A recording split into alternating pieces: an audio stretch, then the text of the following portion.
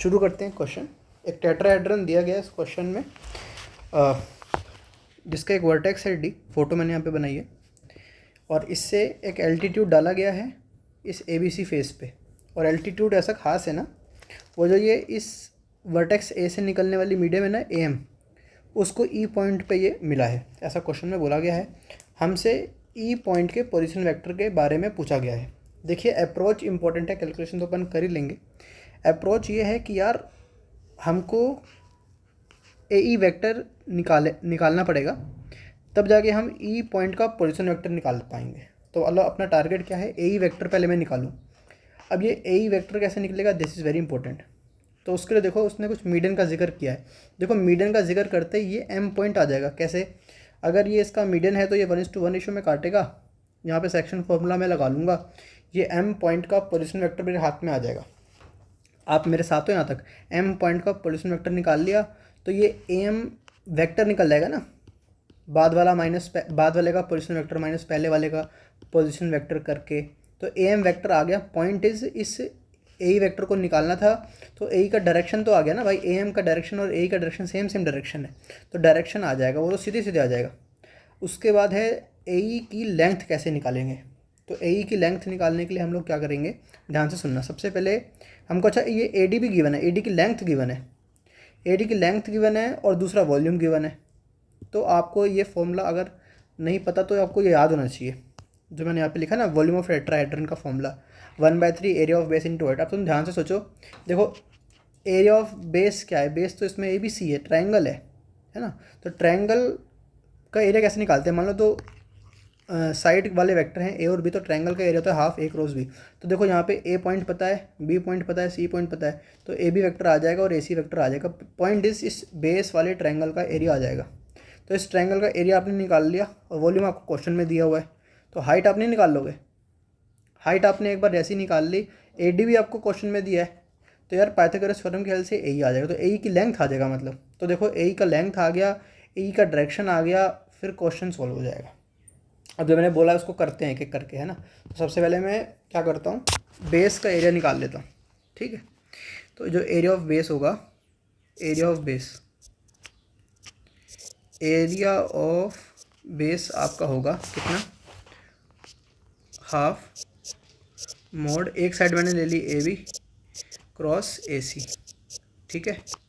अब AB side कितनी होगी, तो उसका पोजीशन वेक्टर कैसे निकालते हैं, बाद वाला माइनस पहले वाला, ठीक है। मैं डायरेक्टली यहाँ पे लिखता हूँ, पहले AB का पोजीशन वेक्टर क्या, अभी AB वेक्टर क्या होगा आपका, तो 1 में से 1 गया। आपको समझ में रहा ना क्या कर रहा हूँ मैं, ये बाद वाला ये पहले वाला, AB में बाद वाला ये B है, तो B के पोजीशन वेक्टर माइनस A के पोजीशन वेक्टर करूँगा। तो 1 में से 1 गया तो 0, 3 में से 2 गया तो 1, -2 -1 तो -3।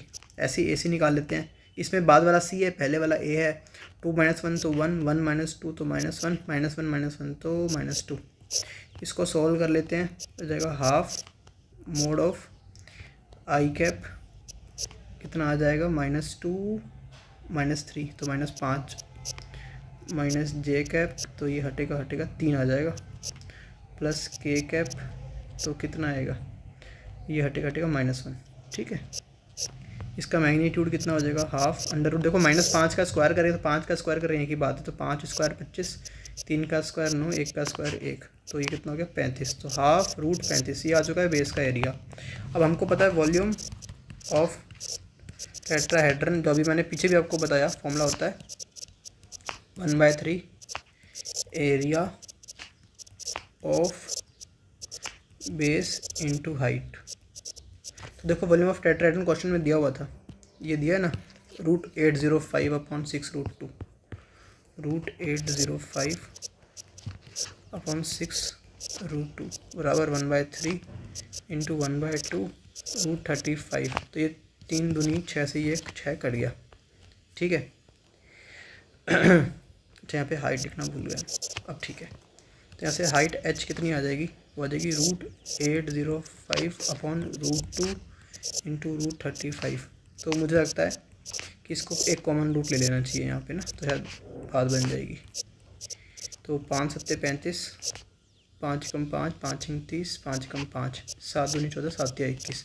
तो ये आपका आ गया √23/2। देखो हमने हाइट H निकाल ली है। अब आप ट्रायंगल को वापस से देखो, ये कौन सा ट्रायंगल, ये राइट एंगल ट्रायंगल जो है ना, इसमें आपको देखो AD क्वेश्चन में दिया है, कितना दिया है AD क्वेश्चन में, AD दिया रूट 110/3, ठीक है, ये लेंथ दी है रूट 110/3, और H हमने अभी निकाली है, H कितनी निकाली है रूट 23/2, रूट 23/2,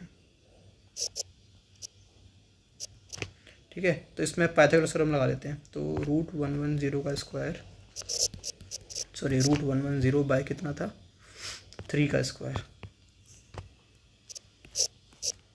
बराबर H निकाला है अभी रूट के अंदर 23/2 का स्क्वायर प्लस ए ई ही है ना, ई बोला था उसको, यस, तो ये ए की लेंथ यहाँ से आ जाएगी, तो ये गया 110/9 बराबर 23/2 प्लस ए ई स्क्वायर, तो यहाँ से ए ई स्क्वायर कितना आ जाएगा 110/9 माइनस 23/2, तो देखो 18, 220 में से 23 9 रहा, तो 9 2 18, 9 3 27, 207, तो ये कितना हो जाएगा 13/18, ठीक है। तो यहाँ से ए कितना आ गया √13/18, देखो ए की लेंथ आ चुकी है, बस ए की डायरेक्शन वो आ जाएगी, जैसे हमने आपको वो मिडन वाली चीज़ से बताया था ना। अच्छा, ये पहले तो एम का जो ये एम है यहाँ पे, इसका पोजीशन वेक्टर क्या होगा, सीधे सीधे b + c/2 हो जाएगा, क्योंकि मिड पॉइंट है ना ये, तो मिडन भाई वो मिडन ही क्या, अगर ये m मिड पॉइंट ना हो BC का, तो कितना हो जाएगा सीधे सीधे 1 और 2 3/2 i कैप प्लस 3 और 1 4/2 यानी कि 2 j कैप और माइनस 3/2 k कैप, ये आ गया m। अब am वेक्टर कितना होगा, am वेक्टर बाद वाला माइनस पहले वाला, ठीक है। तो am वेक्टर मैं यहाँ पे लिख देता हूँ, यहाँ पे am वेक्टर कितना आ गया 3/2 में से 1 गया तो 1/2 i कैप, फिर 2 में से 2 गया तो 0 j कैप, फिर -3/2 में से -1, तो ये हो जाएगा आपका -5/2 k कैप, मतलब अल्टीमेटली कितना आ गया 1/2 i कैप -5/2 k कैप। अब समझने वाली बात है भैया, हमको उसके डायरेक्शन से मतलब है बस, am आ गया ना। अब या तो हम पहले यहाँ से am कैप निकालें, लेकिन वो 1/2 दिक्कत करेगा, तो am की डायरेक्शन में एक वेक्टर मैंने सोचा नया वेक्टर, वो होगा आपका i कैप -5 k कैप, ऐसे सोच लो। अब यूनिट वेक्टर क्या होगा am की डायरेक्शन में ही √1 + 25 से डिवाइड कर दिया, यानी कि i cap -5 k cap upon √26, ठीक है। बस ये आ गया है am कैप ही है, ये am कैप है, am के डायरेक्शन में यूनिट वेक्टर आ गया। अब हमको बस क्या करना होगा, हमको कौन सा वेक्टर निकालना है, ए वेक्टर निकालना है ना। तो ए वेक्टर कैसे निकाला जाएगा, ए वेक्टर निकाला जाएगा ए वेक्टर की लेंथ से मल्टीप्लाई करो किसको, ए वेक्टर की तरफ जो यूनिट वेक्टर था am कैप है ना, am कैप, तो इसकी लेंथ से √13/18, आपको पता है ना किसी भी वेक्टर के डायरेक्शन में, मान लो ये ए वेक्टर है, इसकी डायरेक्शन में मान लो फलाना लैम्डा लेंथ का वेक्टर निकालने का, तो लैम्डा ए कैप ये होता है उसकी वैल्यू है ना।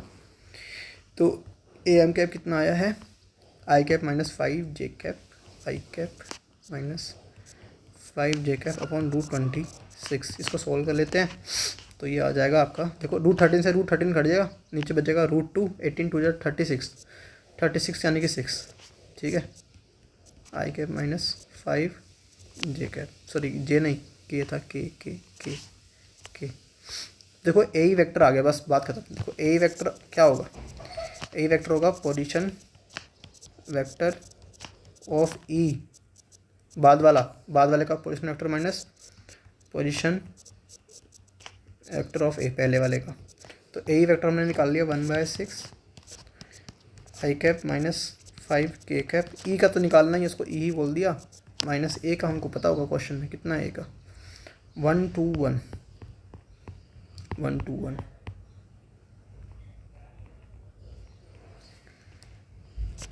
1 2 1, ठीक है। तो यहाँ से ई कितना आ जाएगा, आई कैप के बगल में आएगा 1/6 -1, जे कैप तो पूरा का पूरा, तो +2 जे कैप और के कैप में -5/6। क्या कुछ गड़बड़ तो नहीं करी? इधर तो प्लस का हो जाना चाहिए वो। हाँ, तो यहाँ पे प्लस आएगा और ये प्लस का हो चुका है। और -5/6 +1 के कैप, तो ये आपका हो चुका है 7 आई कैप। और ऐसे में देंगे तो 6 दूनी 12 जे कैप और +1 के कैप अपॉन 6। ये आपका हो चुका है 7i 12j 1k/6। 7i 12j 1k/6, that is fourth option will be correct. ठीक है, thank you very much for watching this video.